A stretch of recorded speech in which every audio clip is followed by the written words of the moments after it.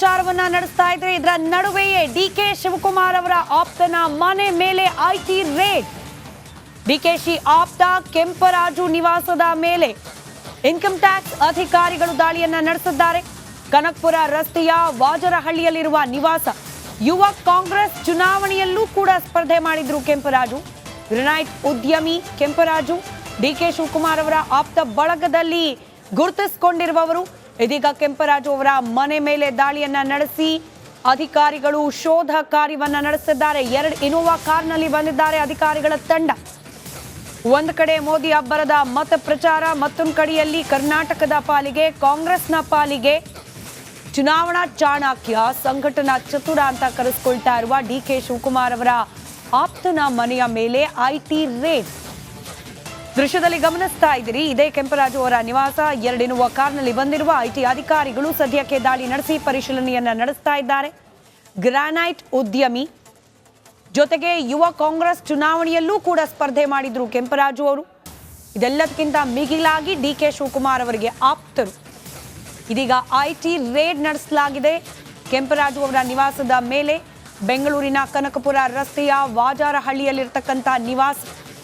ಕೆಂಪರಾಜು ಅವರ ಮನೆ ಮೇಲೆ ಐಟಿ ಅಧಿಕಾರಿಗಳು ದಾಳಿಯನ್ನ ನಡೆಸಿ ಪರಿಶೀಲನೆಯನ್ನ ನಡೆಸ್ತಾ ಇದ್ದಾರೆ.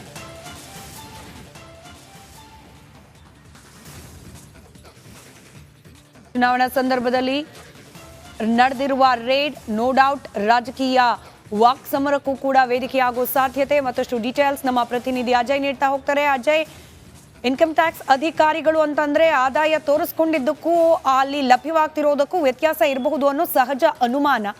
ಅದರಲ್ಲಿ ಚುನಾವಣಾ ವರ್ಷದಲ್ಲಿ ಡಿಕೆ ಶಿವಕುಮಾರ್ ಅವರ ಆಪ್ತರು ಅನ್ನೋದು ವಿಶೇಷವಾಗಿ ಗಮನ ಸೆಳೀತಿದೆ ಈ ರೇಡ್ ವಿಚಾರಕ್ಕೆ. ಏನೆಲ್ಲ ಡೀಟೇಲ್ಸ್ ಲಭ್ಯವಾಗ್ತಾ ಇದೆ ಆಸ್ ಆಫ್ ನೌ?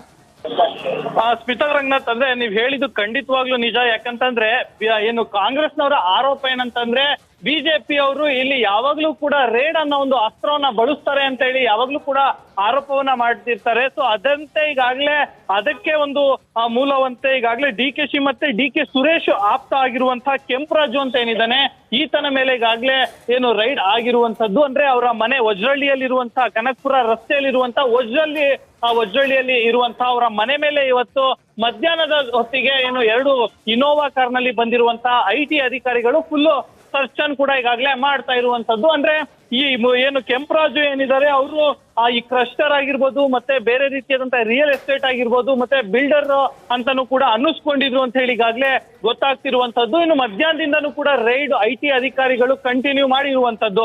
ಮನೆಯಲ್ಲಿ ಇದ್ದಂತಹ ಕಂಪ್ಯೂಟರ್ ಆಗಿರ್ಬೋದು, ಲ್ಯಾಪ್ಟಾಪ್ ಆಗಿರ್ಬೋದು, ಮತ್ತೆ ಕೆಲವೊಂದು ಲ್ಯಾಂಡ್ ಡಾಕ್ಯುಮೆಂಟ್ಸ್ ಆಗಿರ್ಬೋದು, ಎಲ್ಲವನ್ನೂ ಕೂಡ ಈಗಾಗಲೇ ವೆರಿಫೈ ಮಾಡಿದ್ದಾರೆ ಅಂತ ಹೇಳಿ ಗೊತ್ತಾಗಿರುವಂತದ್ದು. ಇನ್ನು ಯಾವುದೇ ರೀತಿಯಾದಂತಹ ಹಣ ಏನು ಸಿಕ್ಕಿಲ್ಲ ಅನ್ನೋ ಒಂದು ಮೇಲ್ನೋಟದ ಇನ್ಫಾರ್ಮೇಶನ್ ಕೂಡ ಈಗಾಗಲೇ ಲಭ್ಯವಾಗಿರುವಂತದ್ದು. ಇನ್ನು ರೈಡ್ ಇನ್ನೂ ಕೂಡ ಕಂಟಿನ್ಯೂ ಆಗಿದ್ದು 2 ಕಾರ್ನಲ್ಲಿ ಬಂದಿರುವಂತಹ ಏನು ಐಟಿ ಅಧಿಕಾರಿಗಳು ಇನ್ನೂ ಕೂಡ ಸರ್ಚ್ ಮುಂದುವರಿಸಿದ್ದಾರೆ ಅನ್ನೋ ಮಾಹಿತಿ ಕೂಡ ಲಭ್ಯವಾಗಿರುವಂತದ್ದು. ಸ್ಮಿತಾ ರಂಗನಾಥ್.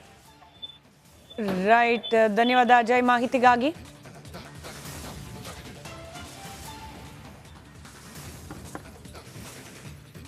ಒಂದು ಕಡೆ